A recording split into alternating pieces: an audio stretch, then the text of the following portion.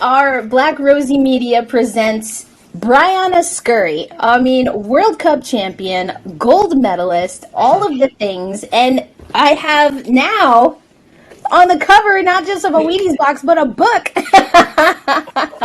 How are you, Bri? I'm doing fantastically. Thanks for having me. Such an honor and great to meet you. And I'm really excited to talk about all the things, and especially my book and Title IX and Pride Month and all of that stuff. Yes, all of the things, as you said. We have so many amazing things to celebrate, of course, including your book that we have here. We'll talk about that. But I know that you grew up in Minnesota, the state of hockey. I just so happen to be a Black woman and a Latina who is in the hockey space as a reporter. So I figured we'd start there. Okay. When you hear the name Jim Craig today, what does that evoke for you?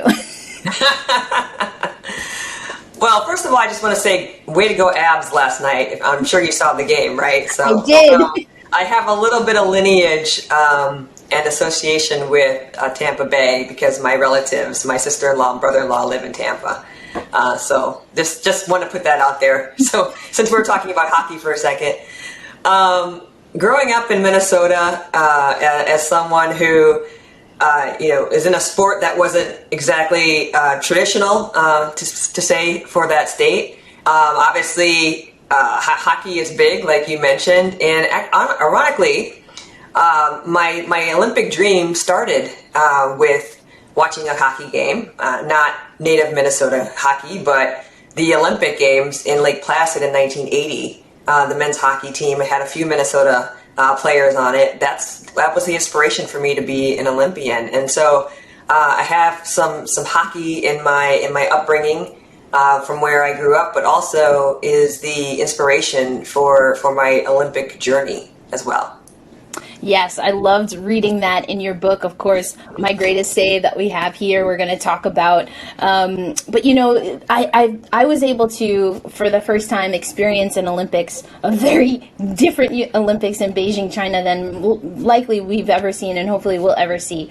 But the one thing that I loved in talking to Olympians is to ask them whether it was winter or summer Olympics, if they could recall and recount their first Olympic experience and what really motivated them. And so to read that, I mean, that's such a historic Olympics for the United States, for ice hockey. And so to know that story had so much meaning to you, who then went on to become someone who also gave those memories to young people who we now see playing in Olympic Games. I just thought that was wonderful. So I wanted to start there.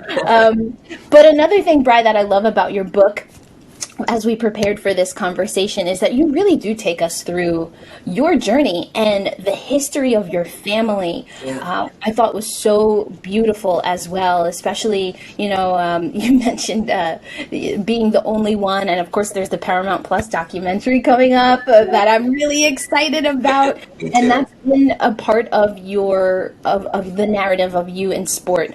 But when you think about your family and think about the history of your family, in what ways do you think that led to the Bri Scurry that we see today?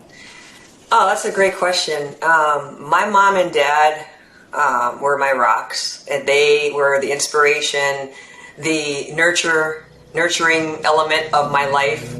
Ever since I had that initial inclination to be an Olympian, my parents were fantastic about nurturing that seed and taking me to the different fields and paying for me to play and all these different things, and always being so supportive. And I think because I was the youngest of 9, and my next closest sister was 9 years older than me. My mom was 37 when she had me, which was quite old back then in the 70s. And so I think that actually helped with them being able to support me, to be able to actually find the time to be there at the games and whatnot. And also, in the book, I did write a lot about my family history because I thought it was important to understand my family and my mom and dad in particular, how they met, why they moved from Texas to Minnesota and all these different things, because that was obviously the foundation and the tapestry background of how I ended up where I was and being the only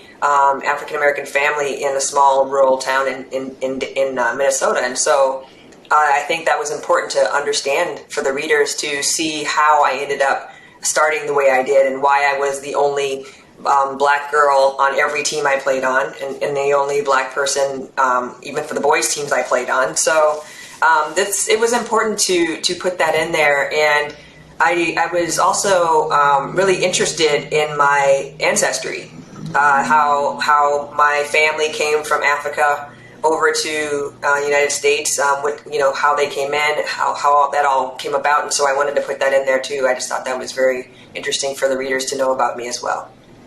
I appreciate that so much. It really definitely was something that I noticed right away, and that I also love that phrase tapestry. In addition to it, evoking Joni Mitchell songs in my head, it's just, it's also just a great way of talking about it. And what I appreciate now is, as someone who's been able to watch soccer growing, I've seen that tapestry in the sport grow.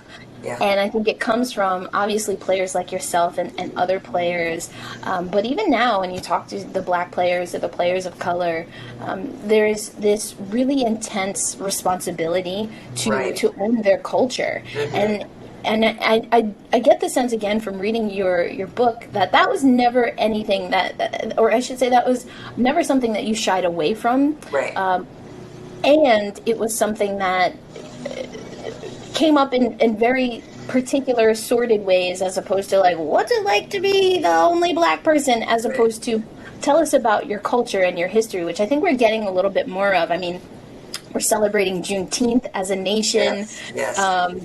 You see, even in the NWSL now, people really taking on that, and even also Asian American and Pacific Islander, Indigenous kind of events. I think that's beautiful, and I think that being able to reflect on that history was really cool to read in your book. But as you mentioned, it's also, we've got so many things. I've mentioned Juneteenth, we've got Title IX coming up. I want to talk to you about that, but also Pride. And that has been something that, in reading your book, I loved how you were like, well, I never felt like I had to come out of the closet because I was never in the closet. I mean, I was just living my life. And I think, unfortunately, in our country, we still have people that feel that they have to be a little bit guarded with who they are because of how we see legislation coming down. But I do want to talk, though, about Pride and how you've seen that evolve and grow, and what your thoughts are on being able to be an athlete fully and be honored and respected and supported for who you are and who you love. Yeah, I really did have a rather intriguing way in terms of being who I was.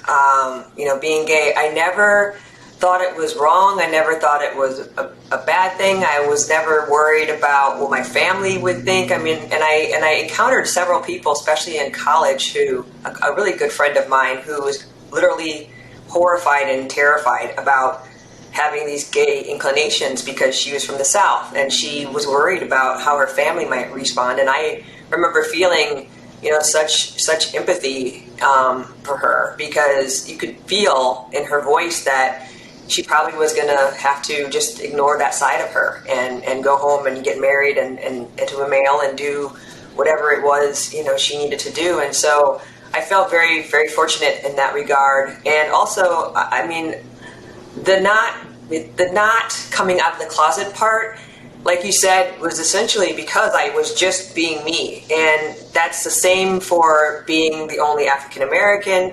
That's the same for, being a female trying to be a professional athlete, which was not a whole lot of people doing that either. And my team was obviously a trailblazer in that regard.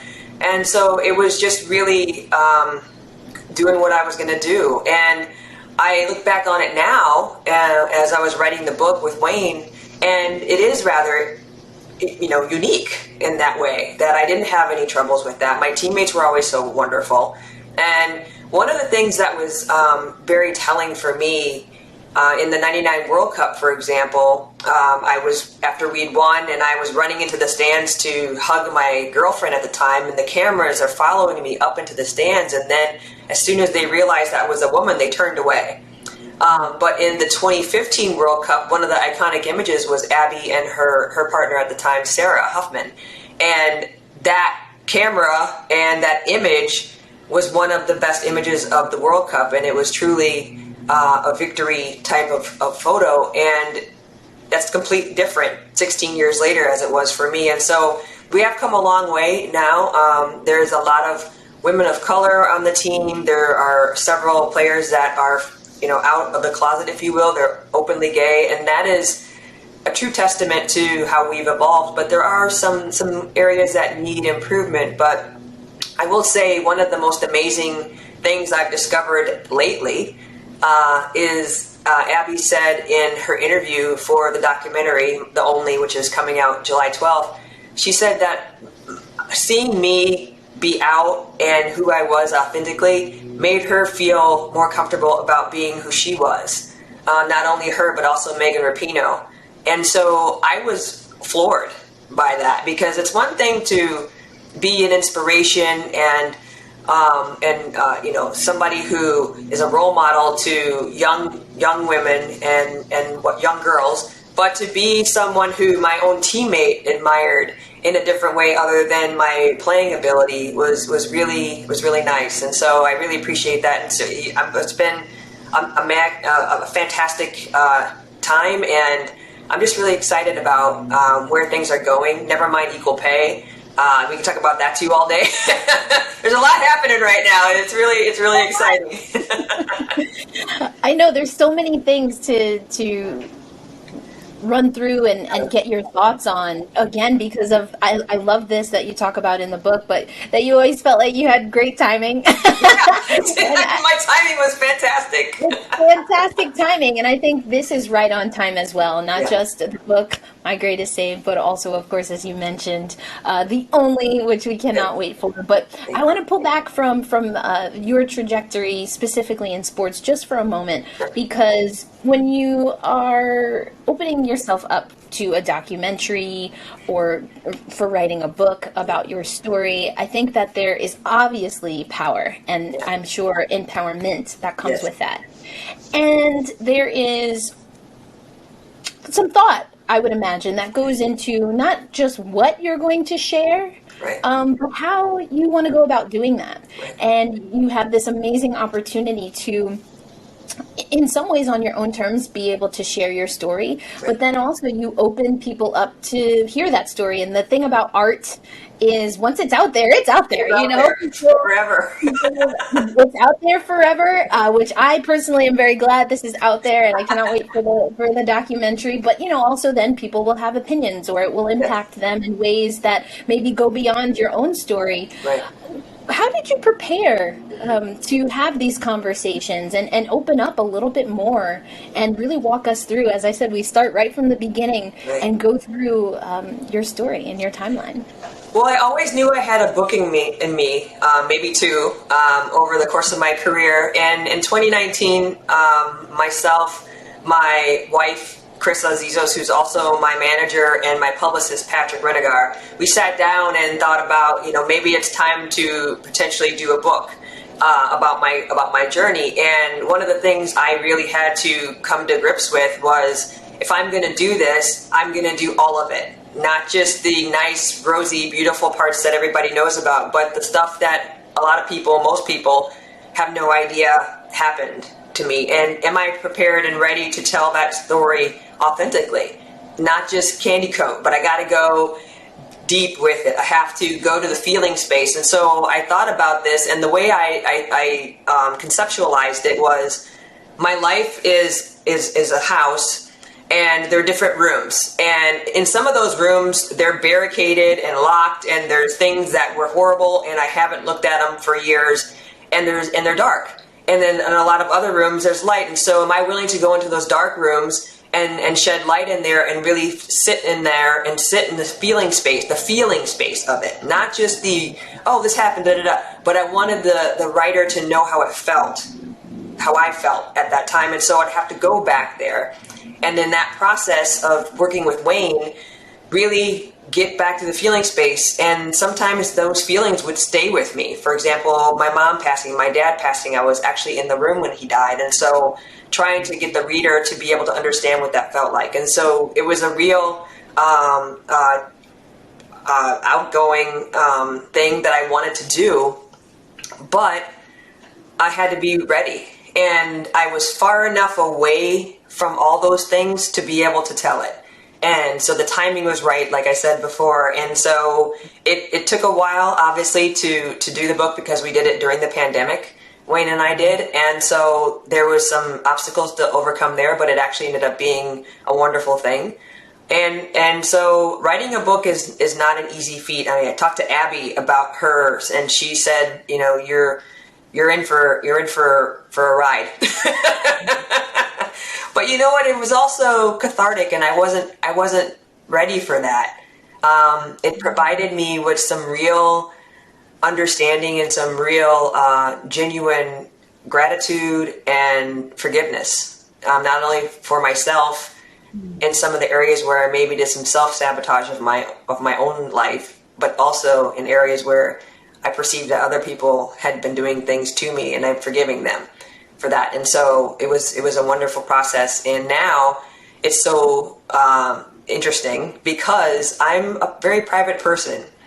And so here I am writing this big old book about all the things. And once it's out there, it's out there. And then here comes the documentary. And now there's a visual to go along with the writing. And then I did the audiobook, so you actually hear me in my own voice telling my story. I mean, it's all the things, right? So sound, you know, your own reading in your mind, and then visual. And we're going for it. But once I usually do things, you know, I go all out. And that's what we're doing here.